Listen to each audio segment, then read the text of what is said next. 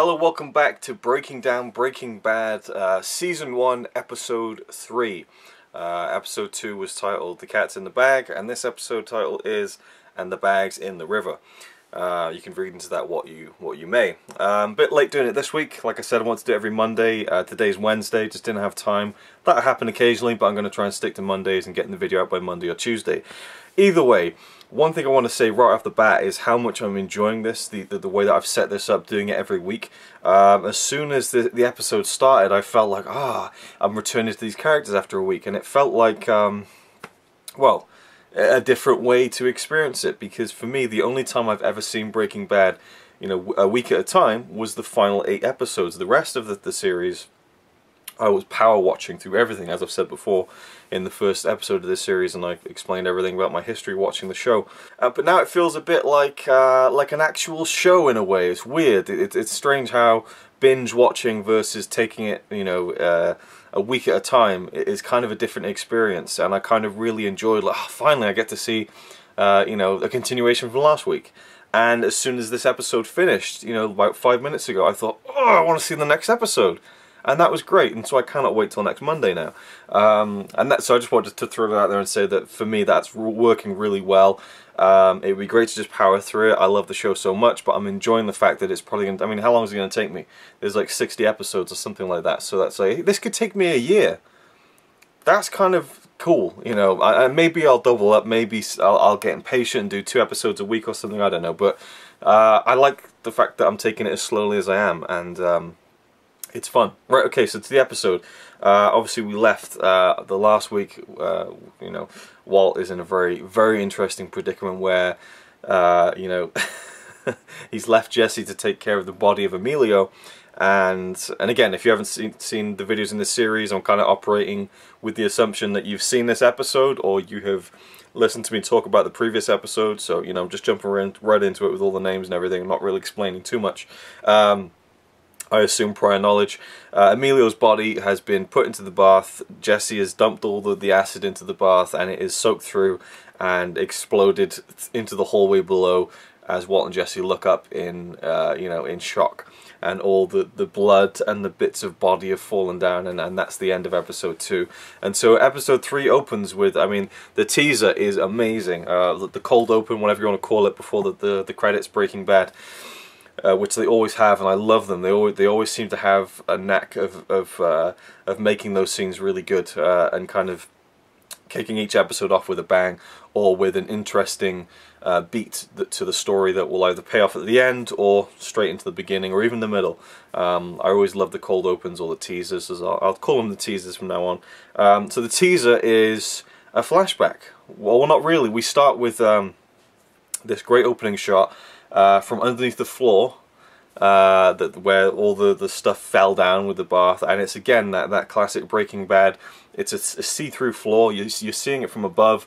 It looks like it's all blood, and we slowly see a hand with a sponge wiping the blood away, and the clear see-through floor comes into view, and you see Walt with the face mask on, and he's cleaning all the blood up off the floor. And then we cut to ground level, and we see that it is the floor. It's not an actual see-through floor. It's just kind of the artistic license I guess, to give you that look that you would never get in real life. It's just so they've done it.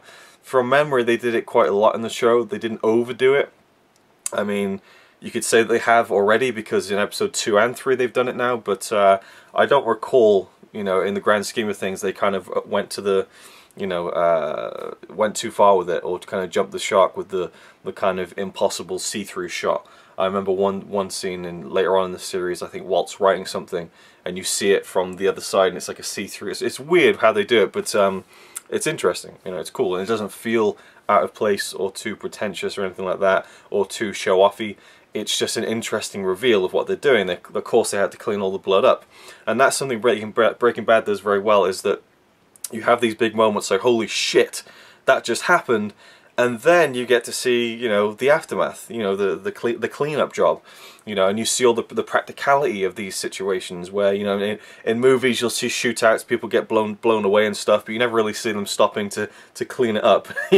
So in a show you allow yourself the time to show those moments, and it makes it even realer and scarier to see those moments. I mean, I always think of, well, I don't always think about it, that would sound crazy, but I always think of, I say it again, it's hard for me not to say, I sometimes think, there we go, I sometimes think, if I ever killed someone, right, which, for the record, I couldn't even begin to imagine how that would feel, and I just don't think I would ever be the same again, you know. I just think taking someone's life is just something so beyond, you know, and this show explores that in a way, I think, when we go through the whole 5 seasons. And I always, I mean, again, I say always, but I mean, when I dream, sometimes I'll dream that I've killed someone, and I usually don't dream about the actual act of it. I just know that I've killed someone, and I get terrified about it, and it's all the, how do I, you know, make sure I don't get caught? But then I probably should get caught because it's the right thing, but then it's, you know, that stuff just scares the shit out of me. When you see these, you know, cleaning up the blood, and there's a shot of Jesse wringing out this big sponge and all the blood is sopping off of it, it's disgusting. And just all the bits of bone and things like that, I mean, it's horrific. And it's intercut with this almost dreamy sequence of Walter, I'm assuming, you know, 20 years earlier, you know, maybe even 25 years earlier, when he's a young man, and he's in this room. It's like a circular room. There's windows everywhere. I don't know why I'm explaining it to you. Again, you've probably watched this episode and know the show, but I just love the way that it's lit. There's a weird kind of, I can't even explain it because I'm not good with lighting or colours or anything, but I mean, I just love the way that it's lit. I mean, it's done so that you can't fully see Walt's face and see that he's, you know, he's actually, you know, he looks 50, but, you know, is meant to be much younger. And I think, I didn't notice this the first time around, but I think watching it on the Blu-ray, when you do slightly see his face every now and again, it comes into the light, it looks like they've done a bit of digital smoothing or something. It's not too over the top, but I guess it's to sell the idea that he really is a lot younger. He's in his youth, and he's a, you know, young hotshot chemist, or not chemist. Well, what would you call it? I guess scientist. I don't know. I really don't know all the technical terms, but you know, he's working with chemistry, and he's there with Gretchen, who we don't know that yet, and we'll know more about her later. But she's there with him, and she's running down all the percentages of what makes a human body, from the calcium to like the iron, you know, and the blood and all that kind of stuff, and he's writing it up on a chalkboard. And I just love the way the scene feels. It has a dreamlike feel to it, and it kind of really lends itself well to maybe Walt remembering this moment from his past, and you wondering who this woman is. And obviously he's younger, you know, he's got a full beard, and his hair's a bit longer, you know, he looks a bit kind of hipper, I suppose, whereas, like, you know, during this point in the series he looks a bit like Ned Flanders with the glasses and the mustache and everything, and you know, a typical kind of science teacher that you would relate to in your school, I suppose. You know, he feels like, you know, he dresses and looks and kind of acts like teachers I've known in the past who have taught me chemistry, biology, all that kind of stuff in school. So yeah, just to say that is something that I think they did a good job with, was making him look like a teacher, you know, like a person in that style of clothes, that profession, just everything that goes along with it. Anyway, it's a great opening scene. I'm getting way off track here, and you know, literally, like, the Gretchen tells Walt, we don't know that that's her name, but it is who it is. She says that, you know, calcium only makes up like 0.25% of the human body, and it's like, wow, I wouldn't have figured that. And then you cut to present day with Walt picking up a bit of Emilio's bone. So it's brilliantly done, and that's the opening of the episode. It's fantastic. And then we have to, you know, see Walt deal with, downstairs in the basement, we have Crazy 8, the other half of the duo who went out to confront Walt and Jesse in the desert in episode 1. And so you have a guy whose cousin has been murdered, and who is locked up to this pipe with a D-lock around his neck, and Walt is faced with the task of killing him. You know, that was the deal. Jesse got rid of the body, and they get into this huge argument because Walt goes downstairs and Crazy 8 says to him, hey Walter, and Walt's like, how do you know my name? He's like, well, your partner Jesse's got a big mouth. He told me everything about you. You know, he told me that you were his teacher. He told me your son's retarded or something like that. He's in a wheelchair. So Walt goes upstairs, and Jesse's on the bog with, you know, hitting up some crystal meth. Walt boots the door down, just goes absolute batshit crazy. I mean, the intensity levels in this scene are incredible. Like, Walt is so pissed off that Jesse has told this guy everything about him, because that kind of eliminates any possibility of Walt letting this guy go free, because he knows his name, he knows who he is, and it's such a great dilemma for Walt. You know, he isn't a murderer, but you know, he has now, you know, been a part of killing someone and disposing of their body, and there is a live person downstairs who can think and can feel and is speaking to him, and Walt is tasked with killing this person. When he was in the RV and he was trying to get out of a life or death situation, it was very much a kind of fight or flight kind of moment, whereas in this it is very much a premeditated, I'm going down there to kill someone. It's completely different, even though the outcome is the same, killing someone. And so Walt really has to struggle with that. Jesse gets into a big fight with him. Jesse leaves and says, you know, you got to live up to your end of the bargain. You know, the coin flip is sacred. Another thing, it's a real tense scene where they're fighting with this bag of meth. You know, Walt's coughing and falling down the stairs. He runs out after Jesse, drags him out of the car. They're shouting at each other. It's really tense. And then Jesse's like, "Yo, the coin flip is sacred," and it just you just have to laugh at it. But then it still keeps the level of intensity when he says, you know, you got to live up your end of the bargain. Fucking do it already. And he drives off. And he literally says that. So again, we have a lot more F-bombs in this first season. So off Jesse goes, and Walt is left in the house. And I wrote down a few notes. Let me just see anything that I could have forgotten. Yeah, Crazy 8 knows his name. Funny already. Okay, so we cut back to the White household, and we see Skyler and Walt Jr. painting the room that is going to be their new baby's room, the girl who they're expecting. Skyler's sister Marie is there, just kind of sat there moaning about her life, I suppose, and her shoes, which is strange, and that kind of comes into play later on. And Walt Jr. gets a call, and he's like, yo, I'll call you in a minute. He goes off, and Skyler's like, don't say yo. I can't tell you how much I hate that.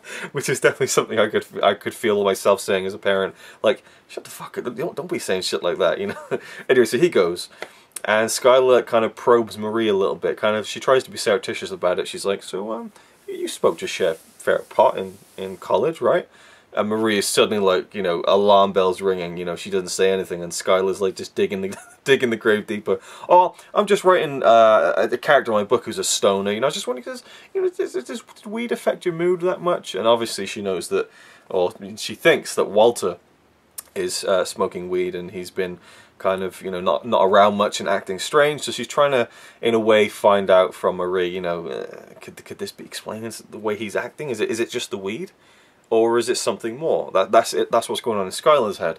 Marie is like, oh my god, Walt Jr. is smoking pot.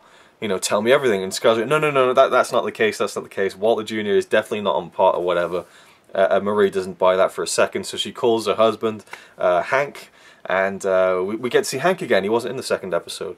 And there's a great intro because she's on the phone to Hank, and he's like, sit down, damn it. She's like, oh, Hank, come on. He's like, I'm in the middle of something here.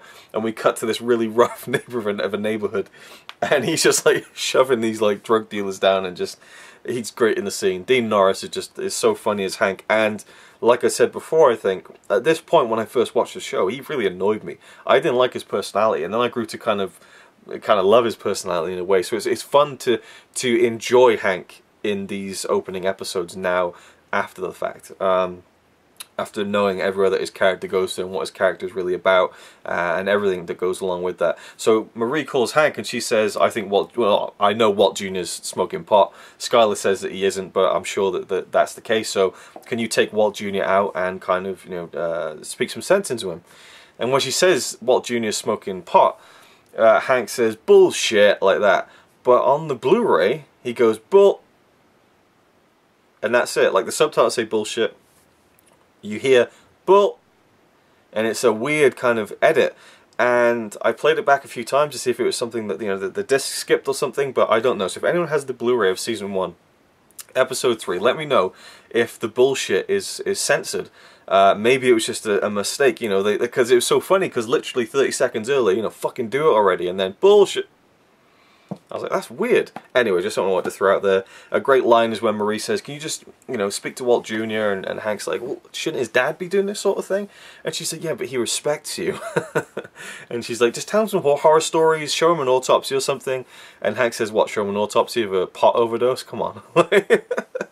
So anyway, he takes Walt Jr. out. It's a great scene. He goes to this seedy motel parking lot, and he's like, we call this the Crystal Palace or something like that, or Crystal Paradise or something. And he calls over this woman who's on meth to kind of knock some sense into Walt Jr. and say, this is what can happen. You know, pot is a gateway drug. And Walt Jr. just hasn't got a clue what's going on. He's just like, well, why are we here? You know, and he's like, what do you think about that? Cool. Like, he just hasn't got a clue. It's kind of really funny. And Hank's like, you know, funny in the scene as well. He calls the meth head over and he says to her, like, you know, what else do you smoke, you know, apart from sausages? And then he realizes that Walt Jr. doesn't even get the joke, and he just, okay, so he moves on. Like, just great comedic timing.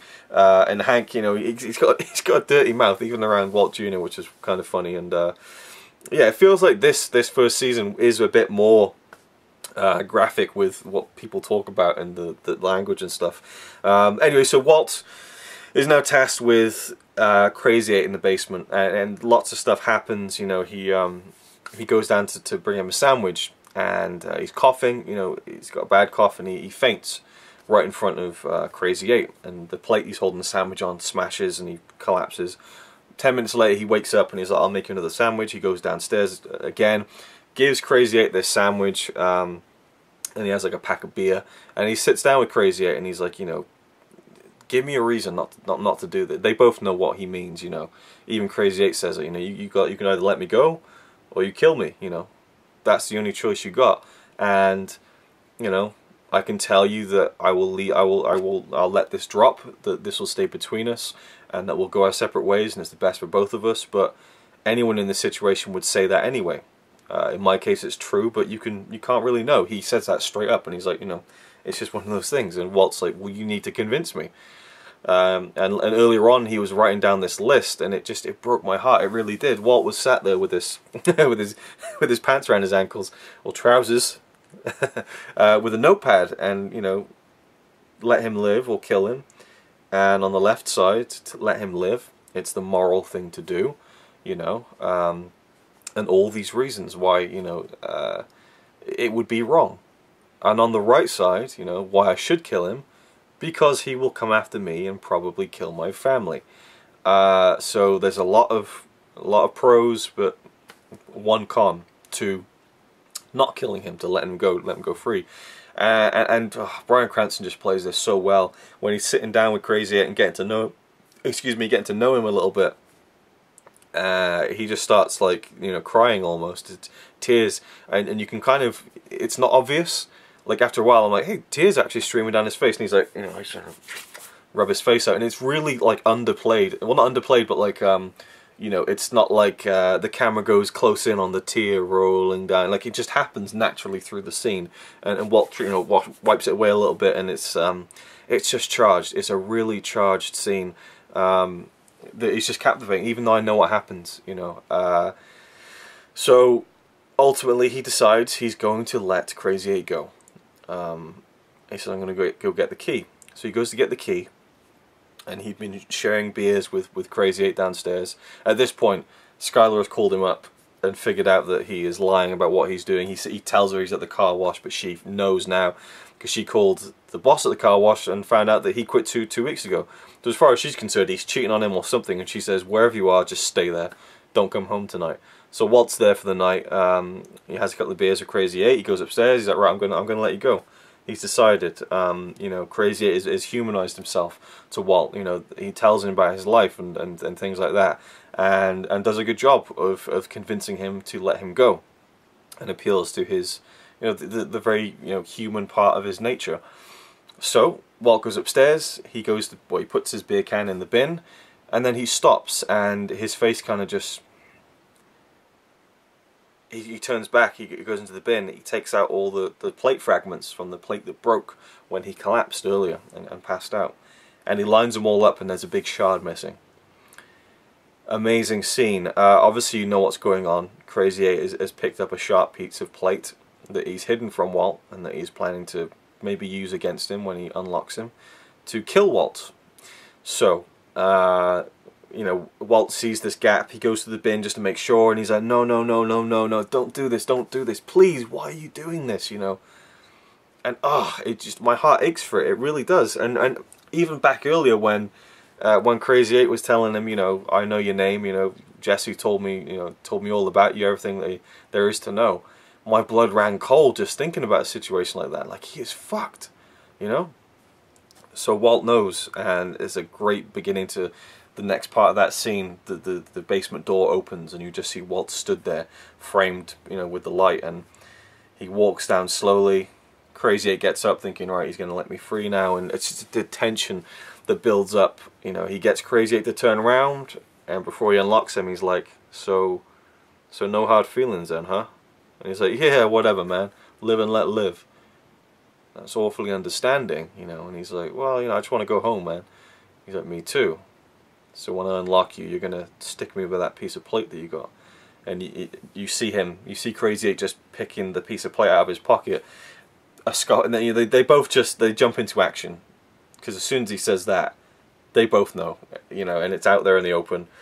So Walt grabs the back of the D-lock and pulls back as hard as he can, and it's a long struggle. They don't kind of give you the movie kind of snap neck and done. It is a hard scene to watch, him choking this. I mean, just fantastic acting from both. Not only in this moment, but the whole episode, I think, was just phenomenal acting from the guy who plays Crazy 8 and Bryan Cranston in particular. Just fantastic. And then once he's choked him to death, and he drops the, you know, his hand falls lifelessly to the floor. Well, no, his hand falls lifelessly by his side, and the broken shard of the plate falls to the floor, and then, you know, his body just collapses, and Walt is still holding onto the D-lock, you know, tears running from his eyes. He's saying, I'm sorry, I'm sorry, I'm so sorry, I'm so sorry. You know, it's an amazing scene, and just the whole morality of the situation and the dilemma is just something that yeah, I mean, even though I've seen it before, I knew exactly what happened.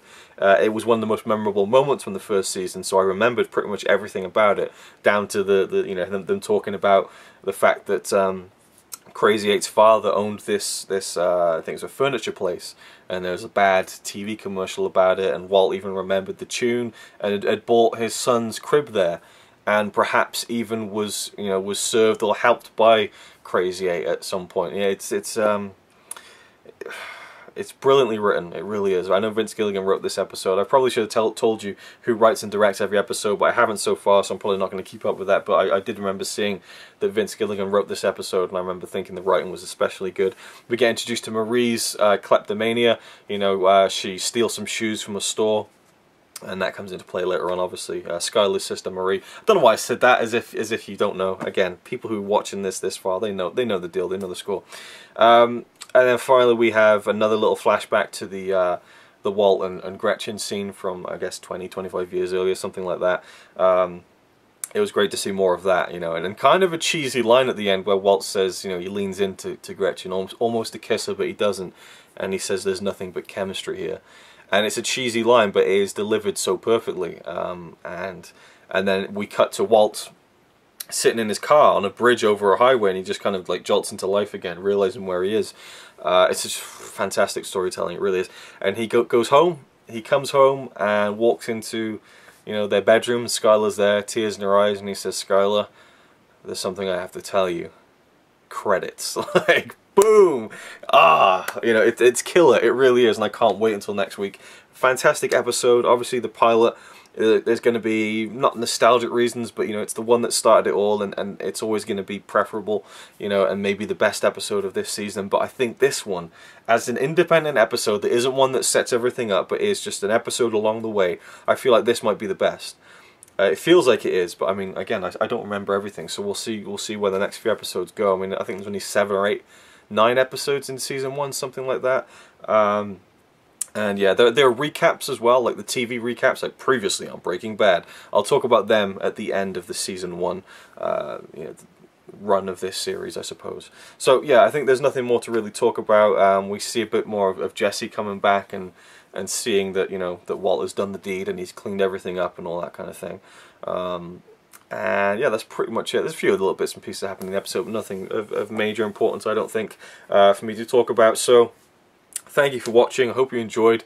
And please comment your thoughts on this episode down below. Even if you're not watching along, but you remember bits about this episode, I'd love to hear your thoughts. And as always, remember to tread lightly. So you might say he's a really nice guy, really. But if fucking don't cut shit with me.